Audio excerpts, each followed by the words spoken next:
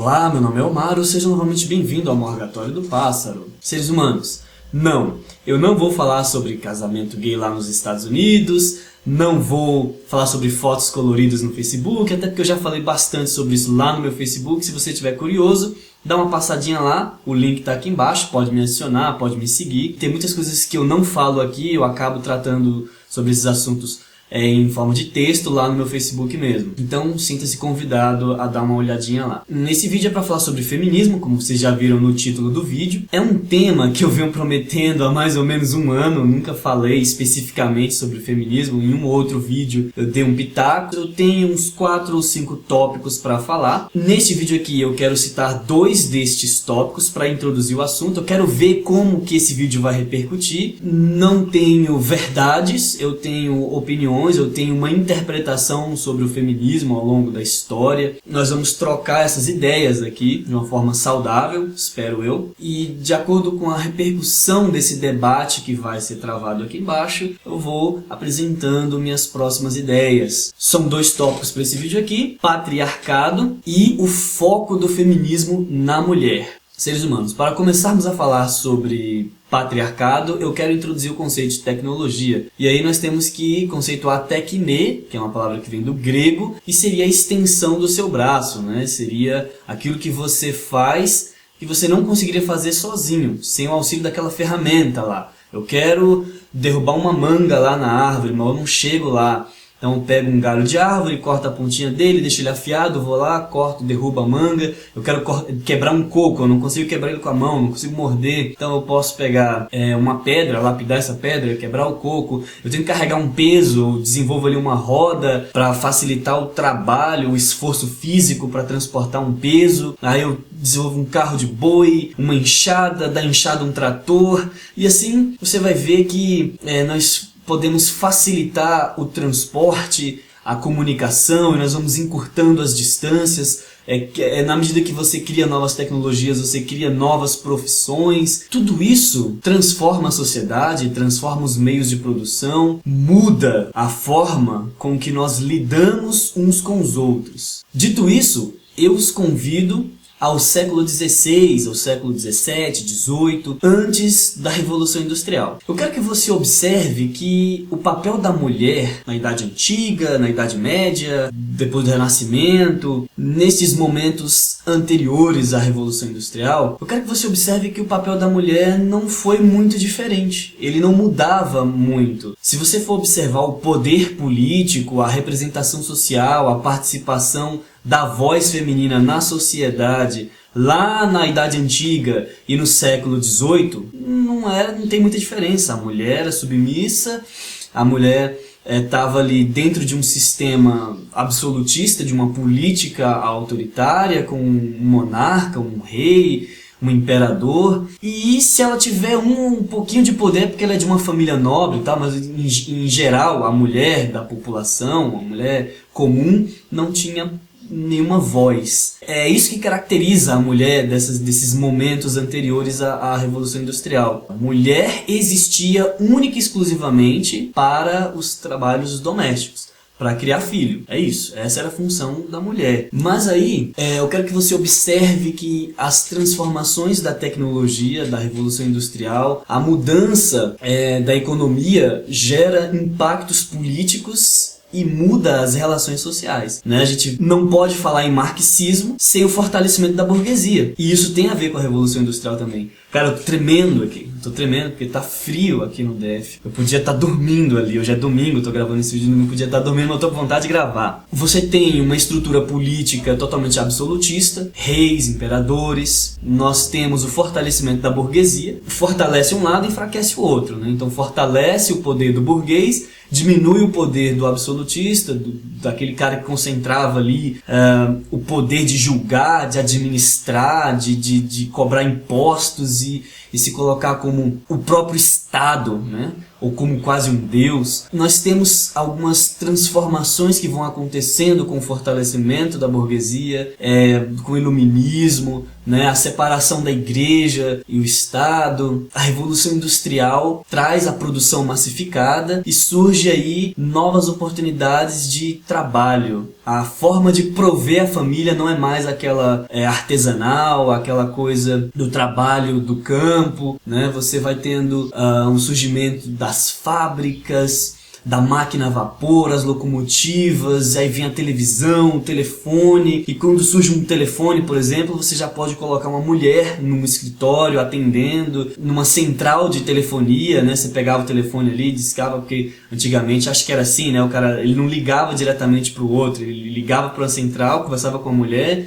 e a mulher dessa central direcionava aquela pessoa para o destino dela. Imagine um discurso feminista lá no século XVI. Ah, nós queremos direitos iguais, salários iguais, hoje a mulher recebe 30% menos que o homem. Velho, como é que você vai falar em salários iguais lá no século XVI, sendo que não tinha nem a ideia de direitos humanos, nem a ideia de mercado de trabalho? Essa ideia de mercado de trabalho nem existia. Não existia nem a ideia de direitos trabalhistas. Até porque hoje nós cobramos isso de um Estado de Direito, né? Hoje nós temos aí o poder executivo, o legislativo, o judiciário, tudo separadinho. Antes ali do iluminismo, das proposições, né, da ideologia tripartite, você não tinha nem essa estrutura de poder mais democrática para poder reivindicar um direito. Você tinha ali um rei, um imperador, aí chega lá a feminista na frente do rei lá, queremos direitos...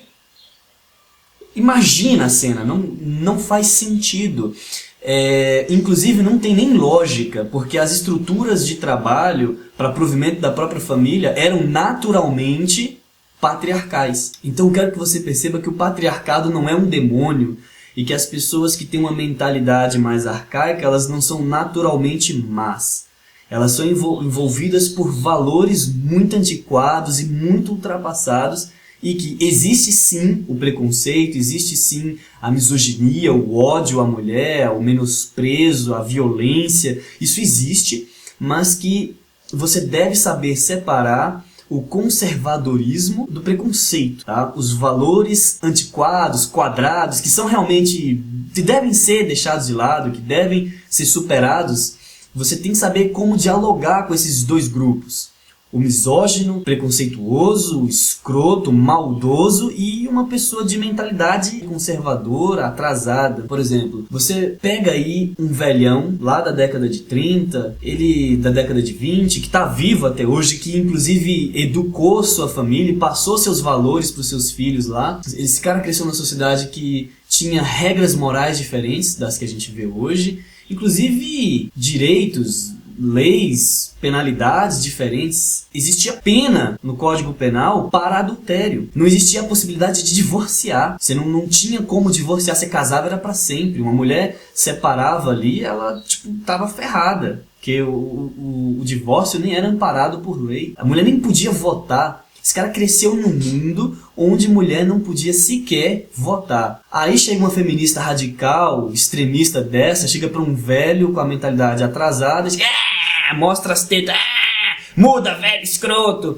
como se o velho fosse mal, como se o velho fosse um monstro. Cara, você não vai persuadir um velho desse mostrando teta e chamando ele de machista. Diga-se de passagem, essa palavra ela deve ser desconstruída também, tá? Porque o machismo pressupõe um único agressor, um único vilão e pressupõe já a única possibilidade de vítima, e nós sabemos que não é assim, tá? A palavra mais correta para trabalhar com esses tipos de problema de gênero e problema de sexo é sexismo. Muito bem, o que eu quero dizer então com essa questão do patriarcado é que essa estrutura social, política, ela não é uma coisa que surge da maldade do homem. O patriarcado é uma consequência histórica das relações de trabalho, dos meios de produção, da forma de trazer dinheiro e sustento para a família. Quanto mais você regredir no tempo, mais patriarcal vai ser uma sociedade. Aí você vai aumentando as tecnologias, vai criando novas profissões no mercado de trabalho, você vai lapidando a sociedade e você vai inserindo a mulher no mercado de trabalho, você vai construindo uma sociedade mais justa, com mais direitos, né, com uma estrutura do executivo mais flexível, com um legislativo mais compreensivo, com valores diferentes, e os direitos da mulher vão surgindo. Nestes termos de patriarcado, eu gostaria de deixar então essa mensagem de discernimento, de ponderação, para que não haja uma confusão entre o conservador, que vive ainda lá naquele mundo com tecnologias atrasadas, valores, leis, Código Penal e tudo bem antigo, bem antiquado. Então um cara que tem dificuldade de se livrar daqueles valores morais. Não confunda este sujeito que vivia numa sociedade ainda mais patriarcal com o cara que é cruel, que é violento, que é agressivo, que é maldoso, que é preconceituoso, que é misógino mesmo. Não confundam essas duas figuras, porque o discurso para eles dois é bem diferente. Para esse cara preconceituoso, o discurso é de guerra mesmo, o discurso é de protesto. E para esse velhão, antiquado, conservador, o discurso é muito mais explicativo. Esse cara precisa muito mais de uma explicação das mudanças da sociedade do que uma tetada na cara e aquela mensagem de que você é machista, você é ruim, você é um demônio para a sociedade, um opressor, um cara que persegue os outros. Saiba ponderar essas diferenças, porque senão você acaba não transformando nada, não mudando, não persuadindo ninguém, e faz aquilo que eu chamo de protesto bolha. Já tem um tempo que eu venho falando sobre isso. Essas mensagens que não são persuasivas, elas acabam sendo o protesto bolha.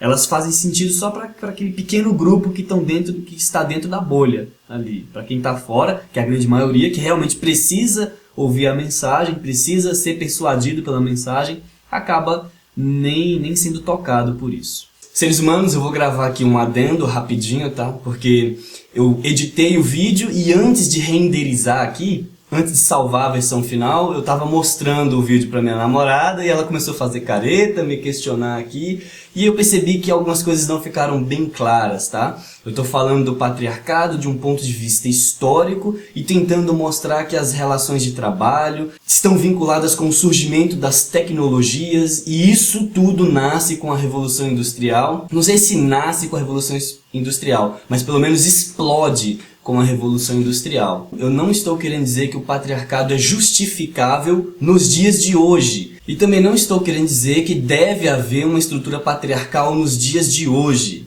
Eu estou tentando mostrar que, em um passado nem tão distante, pessoas que estão vivas ainda hoje viveram numa sociedade com leis, com códigos morais e com estruturas de mercado de trabalho que ainda não favoreciam essa abertura de direitos para a mulher que a gente vê hoje.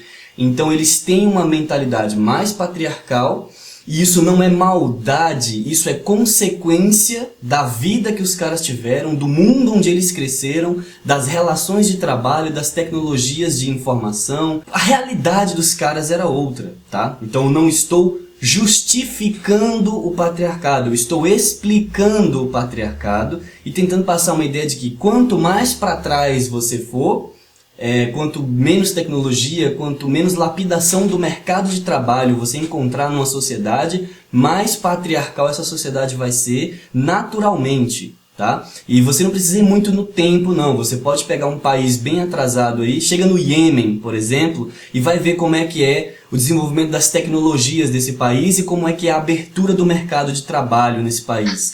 Aí você vai perceber que vai ser naturalmente mais patriarcal. Inclusive porque não tem também uma clara separação da religião e o Estado. Você não tem aí uma noção de democracia, você não tem uma noção de construção de Estado de Direito e muito menos a noção de direitos. Não tem como reivindicar direitos iguais em uma sociedade que ainda não construiu sequer a noção de direitos. É uma coisa depois da outra.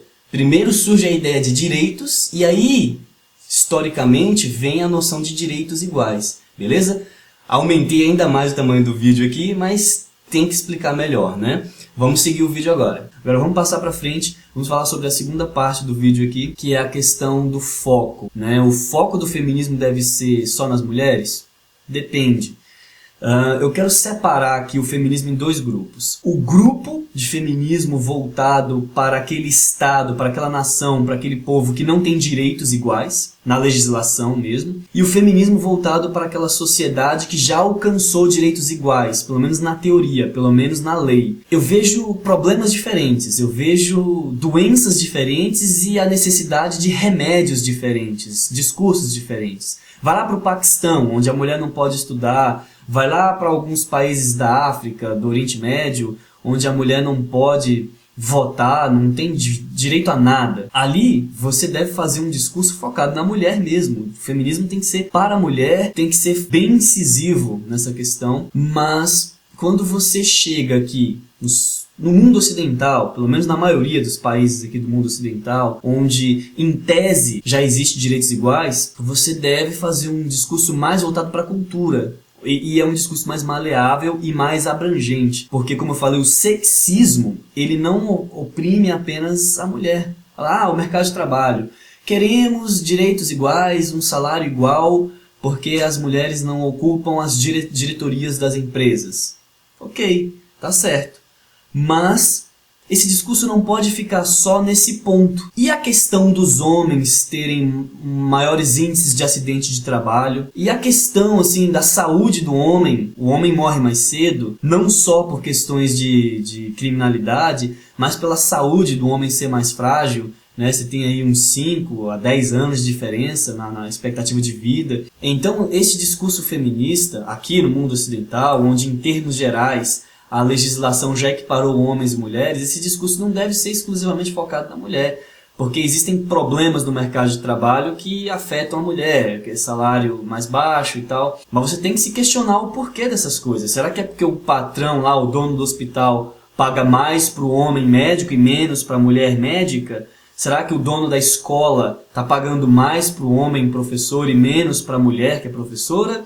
Ou será que é porque existe aí uma gama de profissões majoritariamente masculinas que são mais valorizadas? Será que existe aí uma gama de profissões majoritariamente exercidas por mulheres que são menos valorizadas? Tem que saber direcionar, porque se você ficar batendo na tecla que a mulher ganha menos que o homem na mesma profissão, você não vai chegar muito longe. Mas se você tiver um discernimento maior e matar a charada, peraí.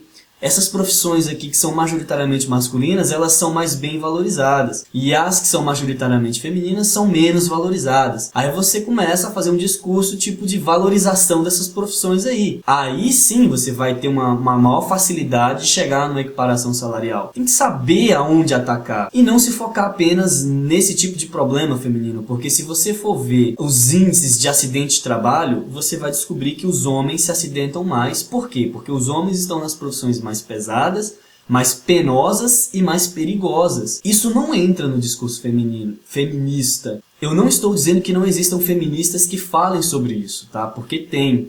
Mas acaba que é tão pouco que você não ouve. É tão mínimo que não faz presença, que realmente não é significativo nas pautas da militância. E aí tem aquela questão, a mulher é oprimida porque ela tem que depilar a perna, tem que depilar o sovaco, aqui os pelos, assim, tem uma mulher que tem um buço, né, sei lá qual é o nome desse troço aqui que elas têm, e a mulher é obrigada a isso e aquilo. Deixa eu dizer um lance pra você. Se a mulher sofre uma certa pressão social para depilar as pernas e o sovaco e tal, o homem tem uma pressão também para manter a barba feita, o cabelo cortado, andar sempre de sapato. Então, assim, você pode ir para a escola de chinelinho, você que é mulher, pode ir para o trabalho de chinelinho, o homem não, o homem tem que estar de sapato fechado. E é um terror estar de sapato fechado, sabe? Eu odeio, se eu pudesse trabalhar de chinelo, eu trabalharia de chinelo. E a questão da barba? A maioria das profissões, o cara tem que raspar a barba todo dia. E quando o cara tem a barba muito cheia, essas partes assim, cara, sangra, aí você vai fazer todo dia, isso machuca a pele. Então, assim, questão de pelos, não é só a mulher que sofre uma pressão social para se manter depilado, o homem também tem. Então o que eu quero dizer aqui é que, culturalmente falando, existem várias circunstâncias onde homens e mulheres são pressionados a se comportar de determinada forma. Não estou querendo dizer que os homens sofrem o mesmo nível de pressão. Eu concordo que a mulher é mais pressionada, ela é mais oprimida. Então é isso, recapitulando a mensagem desse vídeo aqui, Patriarcado não é uma coisa que surge da maldade do homem, né? Tem que saber diferenciar um cara de valores arcaicos e conservador, que vivia numa época onde os meios de produção e a estrutura legislativa, a estrutura moral funcionava de um jeito, e o cara que é realmente um preconceituoso, misógino, escroto. Tem que saber separar esses dois, né? Dentro dessa concepção do patriarcado, e sempre observar quais são as relações que a tecnologia e os meios de produção estão oferecendo para a sociedade, para que possa haver inovações na questão social, na questão legislativa, na questão moral. Tem que estar sempre relacionando esses fatores. E nessa segunda parte do vídeo, saber direcionar os discursos para as realidades distintas, né? Se você está diante de uma nação que não possui uma legislação, um compêndio de leis equilibradas, que colocam homem e mulher no mesmo patamar, você deve ter um feminismo focado na mulher, mais incisivo, etc. Se você tem uma realidade onde na legislação já está tudo equiparado e o problema se mantém na cultura, aí você abre o leque e deve inserir pautas que envolvam o homem e a mulher, que se preocupem com os dois, porque aí sim você vai me convencer que está falando de igualdade. Se você ficar insistindo na tecla só dos problemas da mulher, eu vou perceber um enviesamento e eu vou perceber também assim uma desconstrução da mensagem de igualdade. Porque se ambos estão sofrendo pelo problema do sexismo e você só enxerga a causa de um, você fugiu da ideia que você mesmo está pregando. Existem outras coisas que eu quero falar ainda sobre feminismo, mas eu vou encerrar por aqui, até porque já ficou bem longo, e vamos ver a repercussão desse vídeo aqui. A mensagem de hoje era essa, por hoje é só. Um forte abraço a todos e falou!